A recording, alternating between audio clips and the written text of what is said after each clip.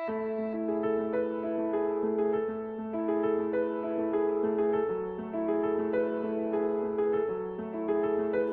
بھی ہم معذوری کا لفظ سنتے ہیں ہمیں ایسا لگتا ہے کہ اب اس انسان کے ارد گرد دیوار کھڑی ہو گئی ہے اور یہ اپنی خواہشات کو حاصل کرنے کے لیے کچھ نہیں کر سکتا۔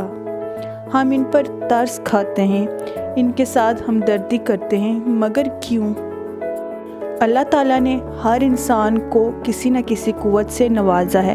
اگر اللہ تعالیٰ ان سے ایک طاقت چھین لیتا ہے تو وہ انہیں اس کے مقابلے میں کوئی اور طاقت عطا کرتا ہے۔ اگر ہم انسانی زندگی سے اس کی مثال لیں تو نک ہمارے سامنے اس کی زندہ مثال ہیں، جن کی بازو بھی نہیں ہیں اور نہ ہی ٹانگیں، مگر اس وقت وہ ایک بہترین موٹیویشنل اسپیکر اور رائٹر ہیں۔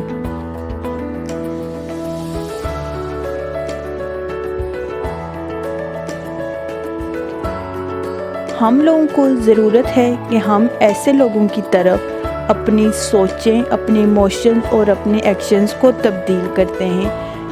یہ کسی سے بھی کم نہیں ہوتے۔ آج کا دن 3 دسمبر ورلڈ ڈس ایبلٹی ڈے کے طور پر منایا جاتا ہے، جس کا مقصد یہ ہوتا ہے کہ ہم ایسے لوگوں کو اپنے ساتھ لے کر چلیں جو کسی معذوری کا شکار ہیں، اور یہ احساس اور یہ اویئرنیس لوگوں میں دی جاتی ہے کہ ایسے لوگ بھی کسی سے کم نہیں ہوتے، اور انسانی معذوری جو ہے یہ بھی انسانی حالت کا ایک حصہ ہے۔